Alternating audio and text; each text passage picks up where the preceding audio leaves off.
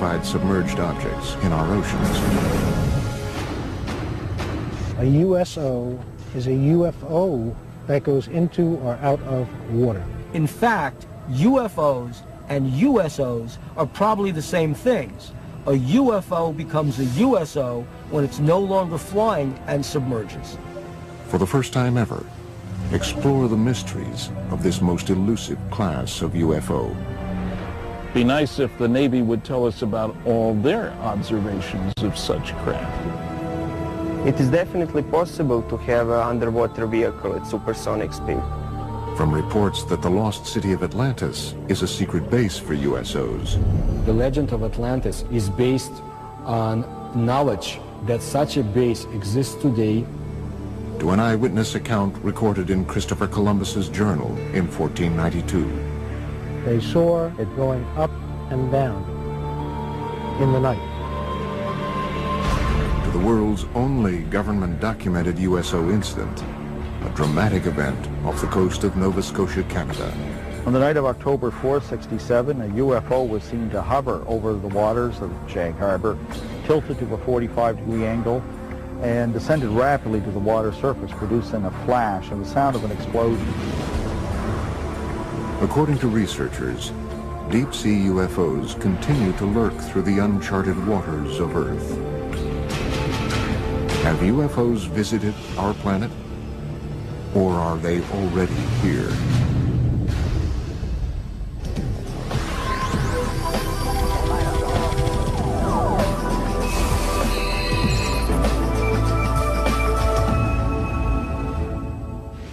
This is the Santa Catalina Channel, a 26-mile-wide stretch of the Pacific Ocean separating the city of Los Angeles from Catalina Island. According to experts, these waters, portions of which might be as deep as Mount Everest is high, may contain some of the world's darkest mysteries. You are seeing an unidentified flying object. It is not a hoax. It is real. The film was taken by Leland Hansen while filming Catalina Island from a helicopter. In recent years, escalating reports of unidentified submerged objects, or USOs, flying into and out of the channel have caused great concern to local residents and researchers. The whole area here is just a huge hotbed of UFO activity. I've uncovered probably 200-300 cases of UFOs flying over the mountains and over the water here. It's just a huge hotspot. Preston Dennett is the author of UFOs over California. He has been investigating USO activity in this area for almost 20 years. Actually, there was a huge wave of sightings over the Santa Monica mountain range on June 14, 1992. The witnesses counted a total of about 200 objects. What's interesting about this case is these objects came from below. Normally when someone sees a UFO, it comes out of the sky like a star. They see a star-like object and it comes swooping down. These came from below to above. June 14th, 1992, 10:24 p.m. For almost 2 minutes, the waters of the Pacific Ocean explode with light as hundreds of bright, disc-like craft are witnessed flying out of the water together. Similar to other reports of USOs exiting the water, these craft emerge from the Pacific in almost complete silence. They reportedly hover for a moment before bursting into space. Reports of this incident were phoned into local police departments as far away as Malibu. The following is an actual call that was placed on that day. Officer, Sheriff Station. Did anyone report anything strange tonight? Can you be a little bit more specific? Strange. Lights. Lights? Just what exactly happened to you? I'm ashamed to tell you because I think you're going to think you're crazy. We saw what we thought was a bright light up in the sky. Okay. We could hear. It wasn't a helicopter. I'm telling you, I have never been more frightened in my life. According to Dennett, the incident was also reported to the U.S. Coast Guard sector in Long Beach, which ultimately declined the search request. This 1992 event was the second in Los Angeles in 3 years. On the dark, foggy morning of February 7th, 1989, scuba divers, boat sonar systems, and people on the shore witness a long, dark, unidentified craft dive out of the Pacific. For about 90 seconds, the USO rests just above the surface before emitting about a dozen smaller, fast-moving objects. 60 seconds later, the craft dives back underwater. Its last reported sonar heading was south toward the Santa Catalina Channel before it disappeared. And it involved dozens of objects which were seen off the coast of Marina del Rey. On occasion, some of these craft would emit smaller craft, about 20 feet in diameter. And these were seen moving underneath the surface of the ocean, and they were coming in and out of the water. As the 1947 incident at Roswell sparked worldwide curiosity about flying saucers, these events near Los Angeles have sparked a current wave of research into the capabilities and threats of so-called USOs. The oceans of the world covering, 70% of the planet, they hide a lot of history and a lot of mystery. There's a very good reason for a whole society of creatures, sentient creatures, advanced creatures living underwater because nobody goes there. It's fascinating to think of the underwater UFOs because they know a lot about this planet that you and I don't know. Unique to the USO phenomenon is the reported ability of these craft to multiply and break apart. One such astounding case has become known as the Golfo Nuevo event. On February 8, 1960, the Argentinian Navy is on alert as they track two unidentified submarine-like objects in its waters, thought to be American subs. Then, according to reports, the underwater objects are seen on sonar to break apart and fly out of the water. Sonar contact, 173, 438 yards. Bridge contact, sonar contact, 173, 438 yards. Two gigantic submarines sighted by the Argentinian Navy in 1960 inexplicably multiplied into 6 other submarine objects. The Argentinians were never able to catch them or destroy them because the objects simply disappeared. The case even caught the attention of the Soviet Union's most senior officials. Nikita Khrushchev, who was the leader of the Soviet Union at the time, was so much intrigued by the whole story that he sent his diplomatic attaché in Buenos Aires to find out what's been going on. While some researchers contend that these reported cases might be nothing more than military submarines firing torpedoes, others argue that submarines were not capable of firing 6 or more objects in 1960. Late USO researcher Ivan T. Sanderson's 1970 book, Invisible Residents, was the first to analyze the USO phenomenon. He reports on another remarkable example of USO behavior. In March 1963, the U.S. Navy submarine exercise is progressing as planned 100 miles off Puerto Rico. Suddenly, one Navy sub abruptly breaks from its assigned route after picking up an unidentified object traveling at speeds in excess of 150 knots. The submarines are astonished by the depth at which the unidentified craft is moving, 20,000 feet underwater. It gave the acoustic signature of a single propeller type of motion through the water, and it was tracked at depths down to 20,000 feet, whereas a typical crush depth for a submarine would be 7,000 feet. So this thing, whatever it was exceeding the technical capabilities of submarines at that time and even today.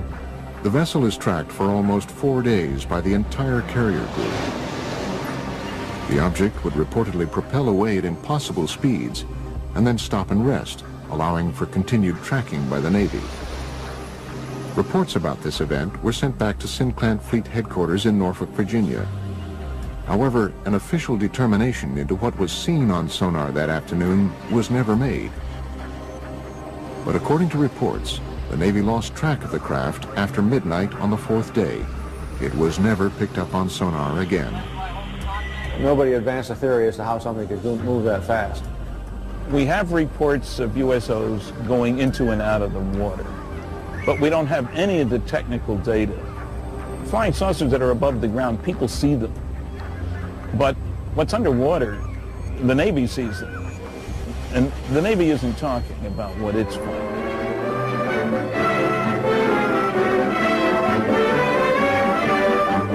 inflating an immense balloon aboard the USS Norton Sound, the Navy prepares for further study of the elusive cosmic rays somewhere in the Pacific. That's the news. A secondary consideration clears up the mystery of the so-called flying saucers. For it is these monsters which rise 19 miles and attain diameters of 100 feet that have been mistaken for the apparitions called flying saucers.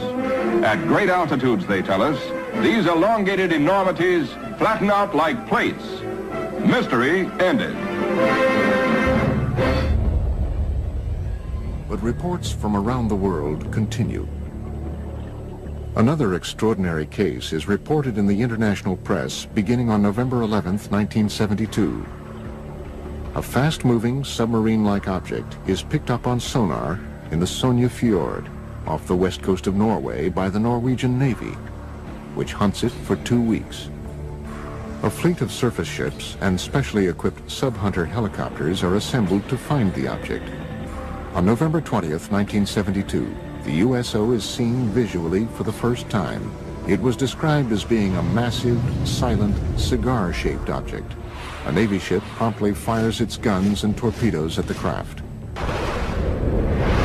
Some ship actually saw it on the surface and fired at it, but it dived, and then they started dropping depth charges. Although all the articles treat this as a submarine, the fact of the matter is nobody was able to identify it as a submarine. After tracking the object for almost 2 weeks, the Navy devises and executes a plan to blockade the fjord and trap the USO. They tried to seal off this fjord so nothing could get in or out. Nevertheless, after 14 or 15 days, this thing disappeared. So that may mean that this object, whatever it was tracked by the Navy, was not a submarine at all, but an unidentified submerged object. Coming up, did Christopher Columbus and his crew witness USOs flying into and out of the Atlantic on October 11th, 1492? One of the earlier cases comes all the way back from the day before Columbus Day in 1492, before there was a Columbus Day. And it happened on Santa Maria.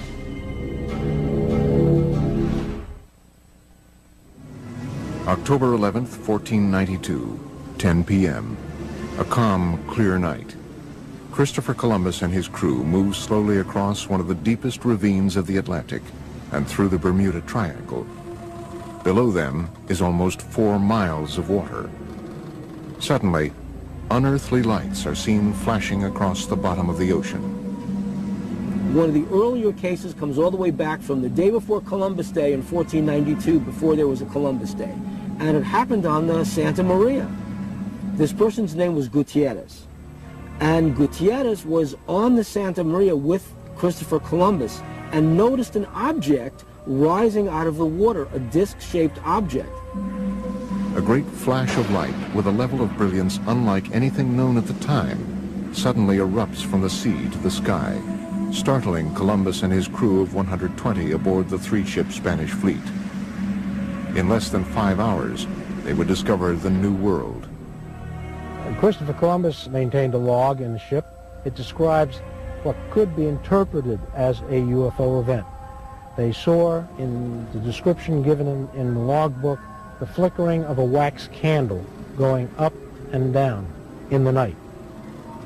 It couldn't have been a campfire on ground because it was beyond the horizon.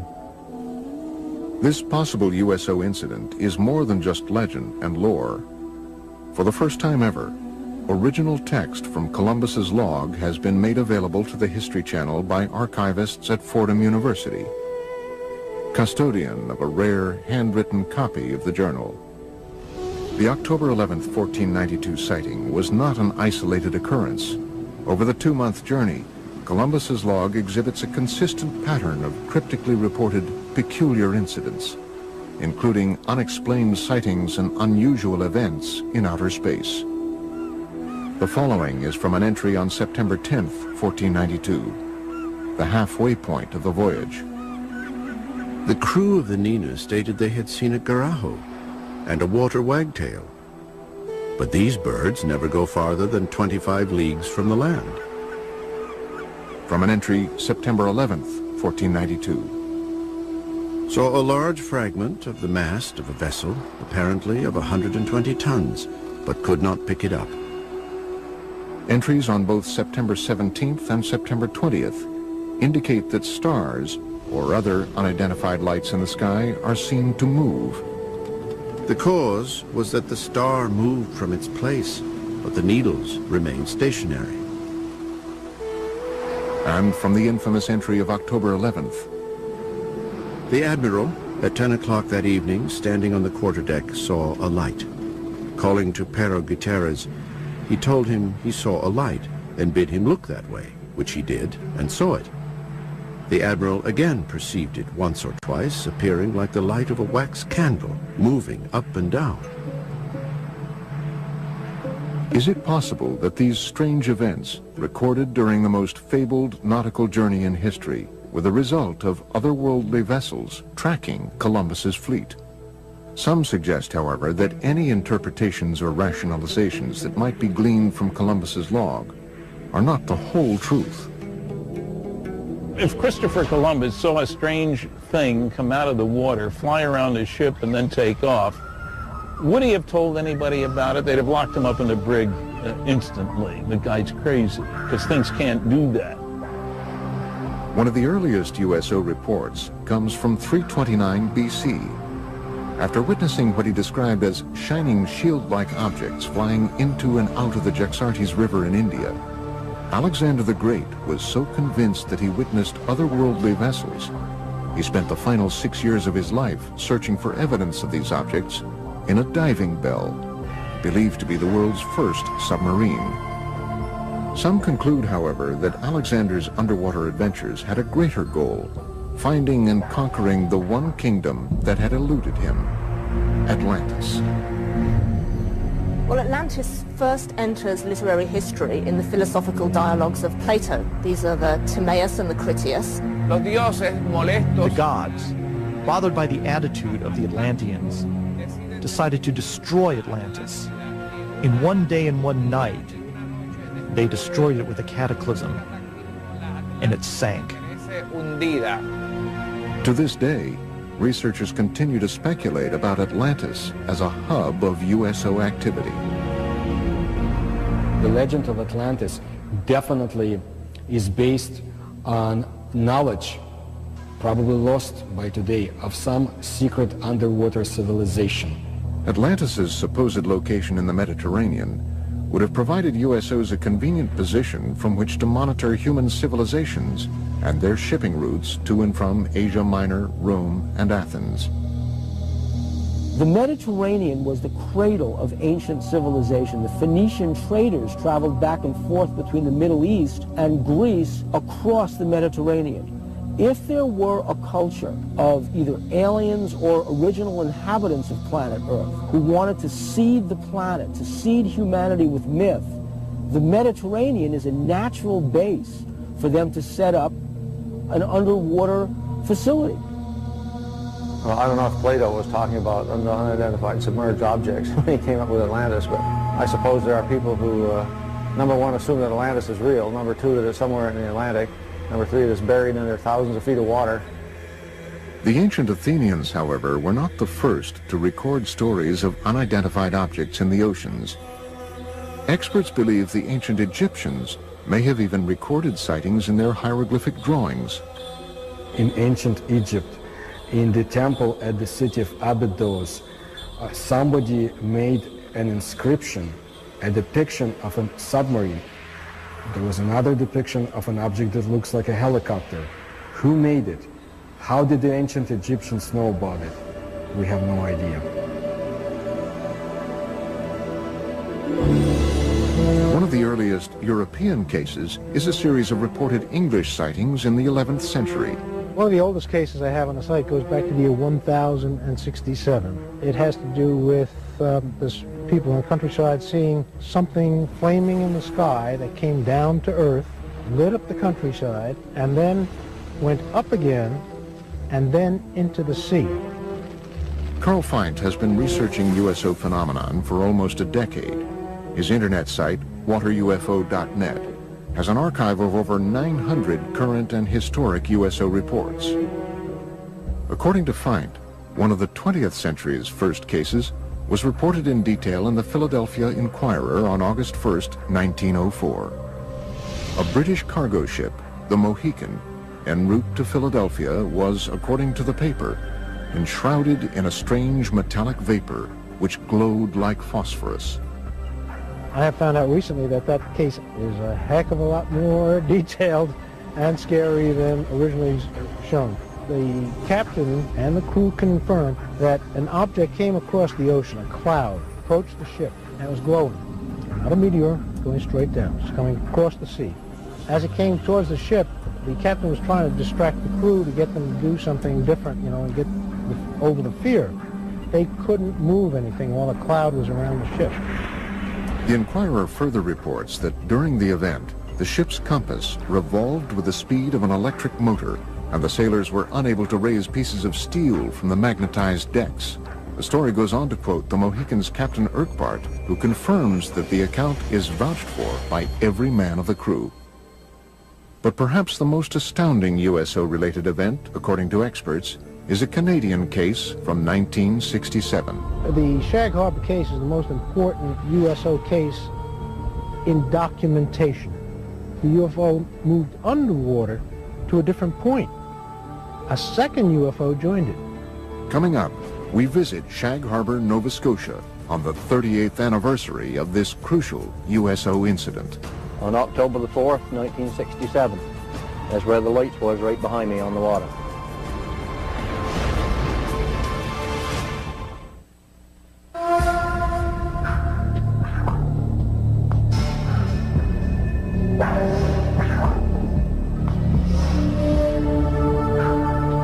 Years ago today, October 4th, 1967, approximately 20 after 11 in the evening, something happened in Shag Harbor that became quite memorable in later years.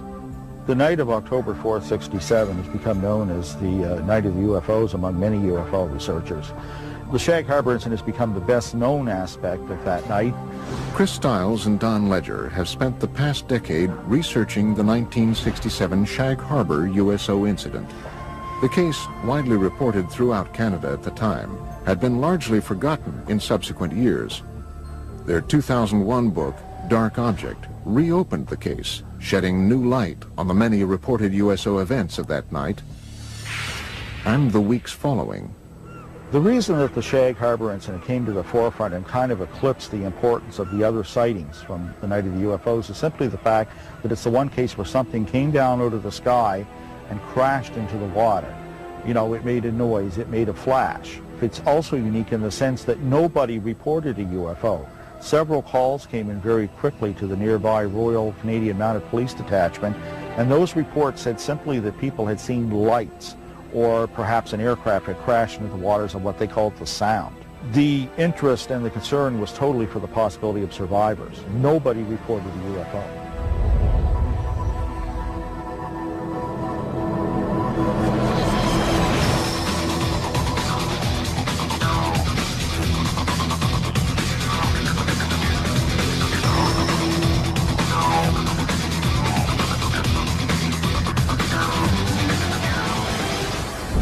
I'm not surprised now that I had seen something in the sky that night, because all over Nova Scotia, the night of the Shag Harbor incident, there were many UFO reports. Just up around the bend, we'll be coming into Shag Harbor, and the site crowd gathered and watched whatever it was that happened here 38 years ago today. Each year, Ledger and Stiles make an anniversary trip to Shag Harbor to meet with Norm Smith, one of only 3 surviving witnesses. See the island out there? That's where it all took place, right off there. That's where we seen the light in the water. Hey, sir. How you been? Good. Wow. How are you? Same old, isn't it? The 3 of us stood on the lawn watching the lights. Eventually it started going, it looked like it was moving to us, and then on a downward slope towards the ground, we thought it was a plane crash. So we jumped in the vehicle in my old man's car and my uncle's, and we went up to this spot right here by the Irish Moss plant. And when we got here, there was probably 10, 12 other people. We watched the lights on the water for a period of 2 or 3 minutes, and then the lights disappeared. What happens next is indisputable. Before midnight on Wednesday, October 4th, the Royal Canadian Mounted Police officers who witnessed the event from the shoreline searched the water on boats until 3 a.m. with the help of several local fishermen, including Norm Smith. At noon on Friday, October 6th, Canadian Navy divers from Halifax arrive and search the area through the weekend. Eventually, 7 divers were dispatched from the Fleet Diving Unit in Halifax and taken down to Shag Harbor.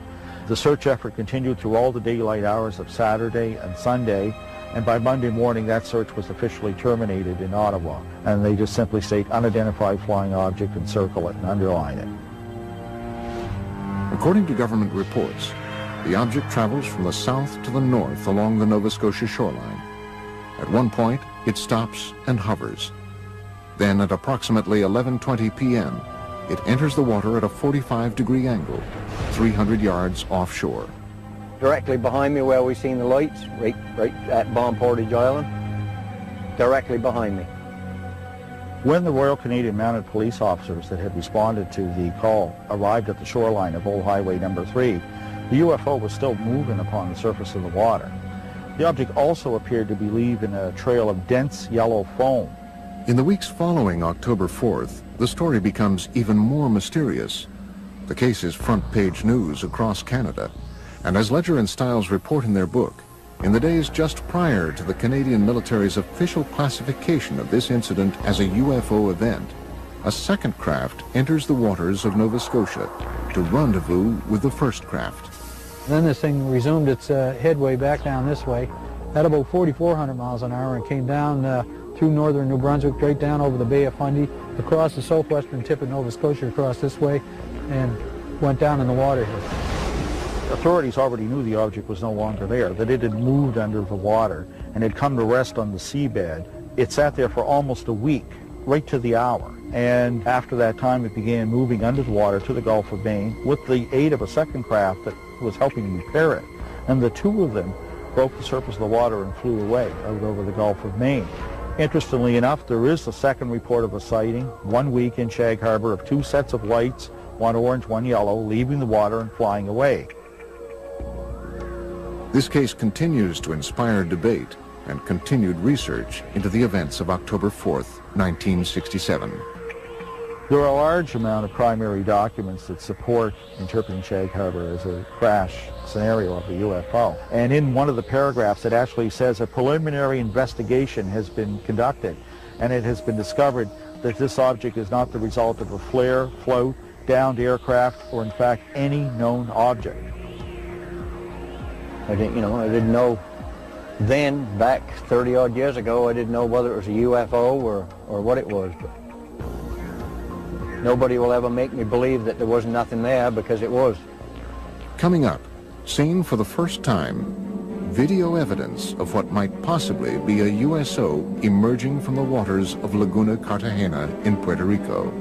And they are coming towards Laguna Cartagena. And later, a University of California scientist reveals that supersonic speed by deep-sea UFOs is not only scientifically possible, but likely.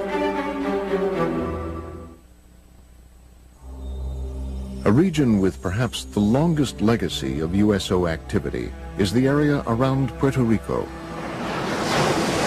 As the mysterious southern point of the Bermuda Triangle, the island has been at the center of USO debate for decades. Puerto Rico is a hot spot for underwater UFO activity, and it seems to match the pattern of other cases.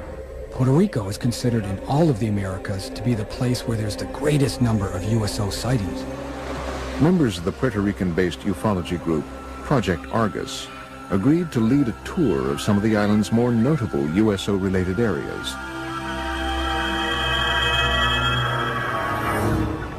Laguna Cartagena is an isolated lake near the southwestern corner of the island. It has become linked to much of Puerto Rico's reported USO activity. I have been conducting investigations for years in Laguna Cartagena, where there's also a lot of secrecy about USOs. Laguna Cartagena since 1930 has been a place where hundreds of cases were reported of flying objects coming and going from the area. October 8, 2002, approximately 9 p.m., Puerto Rican police officer and Project Argus member Carlos Torres witnesses a red glowing USO fly out of the waters of Laguna Cartagena at an incredible speed. Then it stops and hovers just above the water. I was a witness of an object suspended over Laguna Cartagena. Encima de la Laguna Cartagena. The military got involved because they were also witnesses. The object flew away and then back from Monte Indio. And it stopped and hovered over Laguna Cartagena. Exactamente encima de la Laguna Cartagena. After hovering for several minutes over the area, the object was seen to crash back into the lake. Another Argus member, Giuseppe Quiñones, believes he captured the same object on videotape in 2004. I took a video on November 20th, 2004, in the immediate area of Laguna Cartagena. Seen for the first time, possible video evidence of a USO near this enigmatic lake. The brightly lit, craft-like object was seen emerging from the water. Here, it hovers for almost 1 minute before flying away. In the mid-1990s, several attempts to disprove the USO activities were made, despite hundreds of witnesses that said they saw lights going in and coming out of the water. They have been seen all over Puerto Rico. Specifically, the most mentioned places are Laguna Cartagena and Route 303. The region of Lajas, through which Route 303 runs, has been another source of significant USO and UFO reports, including a possible 1997 crash on Monte Indio that left behind a scorched earth impact zone and many unanswered questions. In May 5, 1997, a UFO crashed there, burned many lands on the top of the mountains, and there was federals that night, and they obtained something that we don't know, a UFO. After this 1997 incident, local government officials began to take USO and UFO reports more seriously. As a direct result, the mayor of Lajas, Puerto Rico, recently designated the roadway through the heart of Puerto Rico's UFO country as UFO Route 303. But for now, other USO-related events around the island are far more pressing for experts. In the hills around Lajas, a mysterious government aerostat, a tethered balloon-borne radar, is frequently launched up to 3 miles in the air, ostensibly to monitor air traffic and weather. However, USO researchers believe the balloon's real function is actually covert, to observe and record UFO and USO activity. There is a government document in the legislature where a secret investigation was conducted. Not public, but secret, about the USO events in the waters. But the document states that they do not pose any danger to humanity. The volume of USO reports from around this small island have prompted many to speculate that the deep waters directly below the southern tip of the Bermuda Triangle, just offshore, conceal more than USOs. Experts and researchers from around the world believe they possibly obscure a major USO base as well. It is suspected that there's a base between La Paguera in an area near Cabo Rojo. It is also supposedly very deep and cavernous, and it goes as far as Laguna Cartagena. The motive for them coming in and out of the water is so that they are able to enter in one area and come out in a different area in the underwater basins. Could all of these events simply be tied to local mysticism, or perhaps the cultural sway of the Bermuda Triangle? In Puerto Rican culture, the majority of the people here, even though they talk about the Chupacabra and the Bermuda Triangle, they do not believe in any of this. Or is there possibly something more? It's a reality. The USOs in Puerto Rico are real. There are hundreds of testimonies and witnesses. It's all real. I think that the UFO phenomenon is real. Here in Puerto Rico, there have been hundreds of cases. That is a reality. Coming up, possible photographic evidence of a USO exiting the waters of Gulf Breeze, Florida.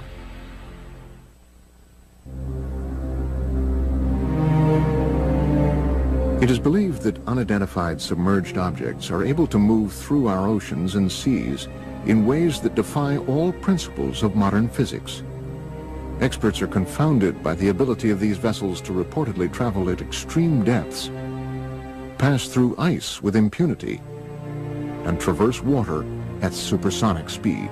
These kinds of craft, ostensibly, can travel underneath the water because they are impervious to water, just like they're impervious to gamma rays, cosmic rays, impervious to anything that gets in the way of their traveling in space. According to all information, we are dealing with a very advanced technology. They circle ships and next thing you know, dive into the water. It's not a barrier to them. They just go from one medium to another. In late 1969, while conducting their regular Operation Deep Freeze ice-breaking exercises near Antarctica, U.S. Navy sailors aboard the USS Calcaterra reportedly witnessed an unidentified submerged object with some extraordinary capabilities. Ivan Sanderson in Argosy magazine, where he talks about an event somewhere in the Arctic when an object came up through the ice and took off. Really sort of burrowed its way through. A large submarine-shaped object, at least 100 feet long, is seen bursting out of the frozen ocean through several yards of solid ice at an incredible speed. But this case, however, is only one of many similar incidents reported by navies around the world. I know of one case that occurred near Leningrad. In the winter of 1976. A USO broke down through the ice, maneuvered underwater, and then again broke back out through the ice. They do melt ice.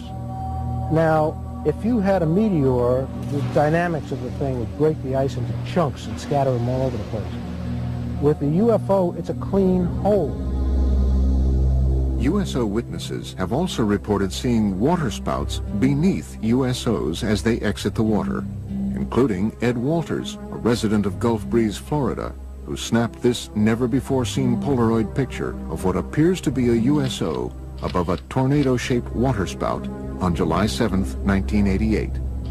So he was looking north towards the Gulf Breeze across the Santa Rosa Sound, a distance of about 7,000 feet. He noticed that the water down beneath the object started to get all foamy or something. He could see it dancing around, and all of a sudden this column of water went up and contacted the bottom of it. The picture that he took actually shows that.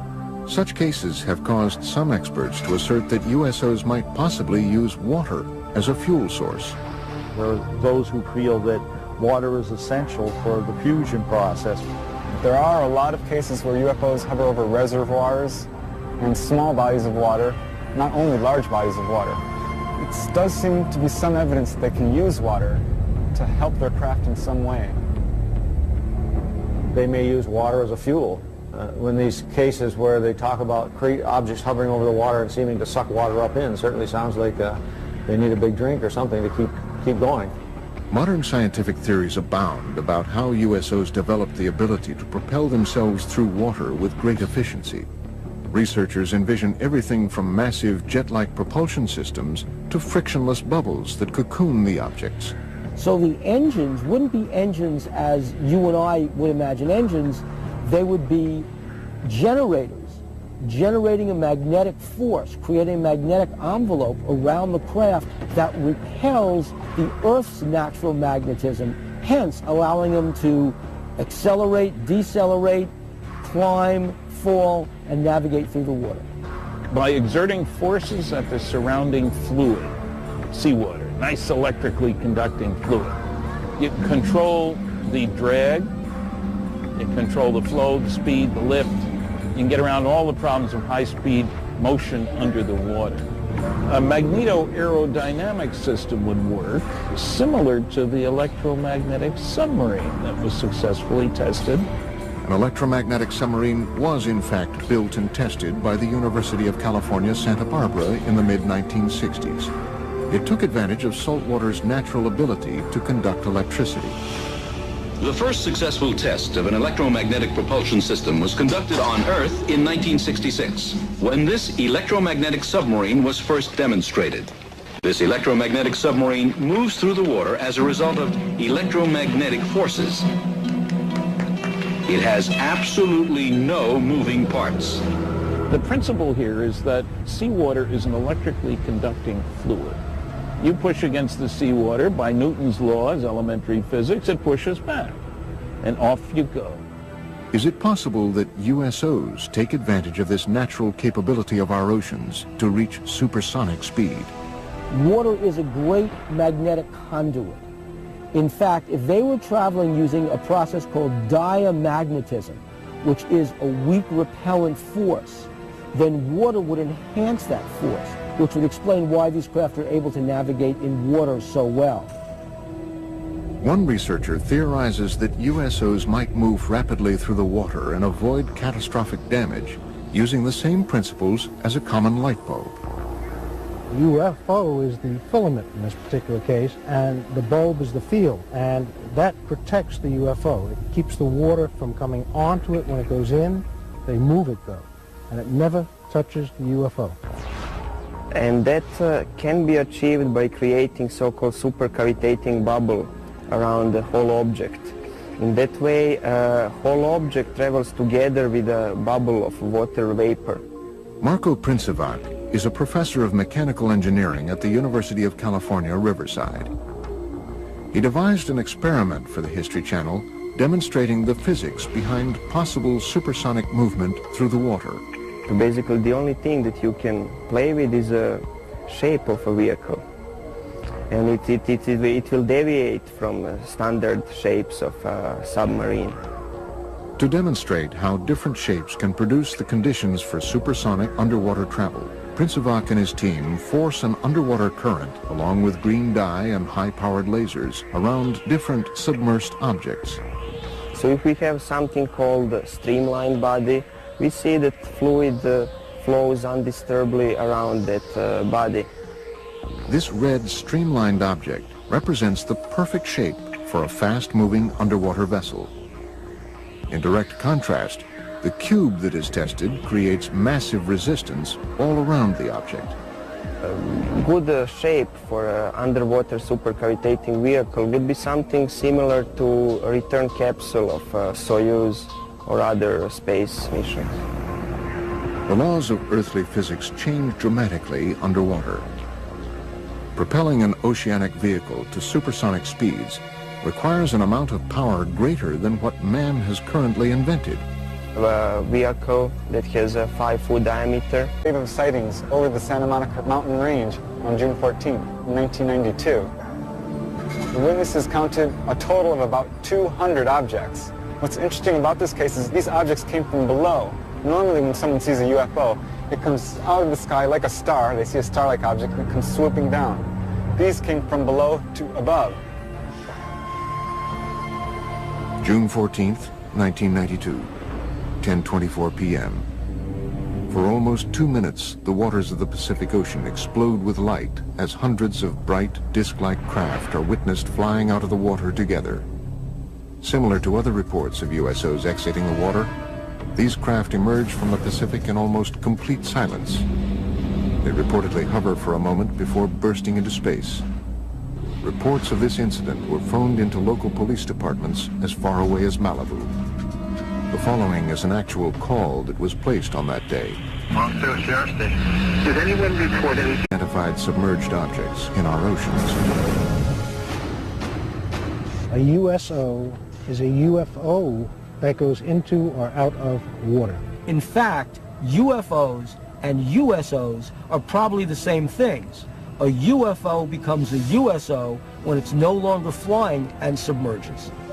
For the first time ever, explore the mysteries of this most elusive class of UFO. Be nice if the Navy would tell us about all their observations of such craft. It is definitely possible to have an underwater vehicle at supersonic speed. from reports that the lost city of Atlantis is a secret base for USOs. The legend of Atlantis is based on knowledge that such a base exists today. To an eyewitness account recorded in Christopher Columbus's journal in 1492. They saw it going up and down in the night. These waters, portions of which might be as deep as Mount Everest is high, may contain some of the world's darkest mysteries. You are seeing an unidentified flying object. It is not a hoax. It is real. The film was taken by Leland Hansen while filming Catalina Island from a helicopter. In recent years, escalating reports of unidentified submerged objects, or USOs, flying into and out of the channel have caused great concern to local residents and researchers. The whole area here is just a huge hotbed of UFO activity. I've uncovered probably 200-300 cases of UFOs flying over the mountains and over the water here. It's just a huge hotspot. Preston Dennett is the author of UFOs over California. He has been investigating USO activity in this area for almost 20 years. Actually, there was a huge wave. To the world's only government-documented USO incident, a dramatic event off the coast of Nova Scotia, Canada. On the night of October 4, 1967, a UFO was seen to hover over the waters of Sag Harbor, tilted to a 45-degree angle, and descended rapidly to the water surface, producing a flash and the sound of an explosion. According to researchers, deep-sea UFOs continue to lurk through the uncharted waters of Earth. Have UFOs visited our planet? Or are they already here?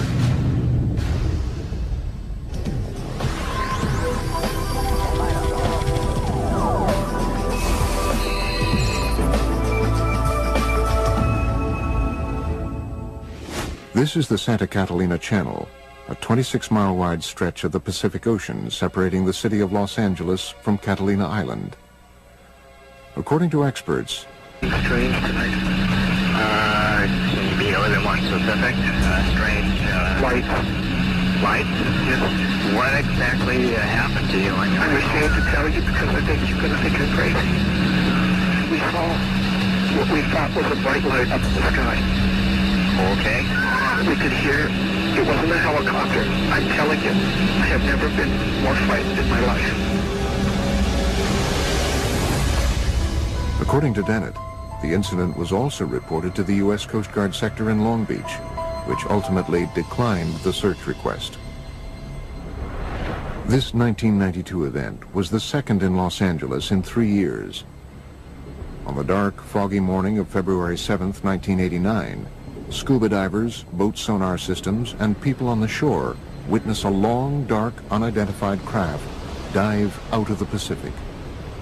For about 90 seconds, the USO rests just above the surface,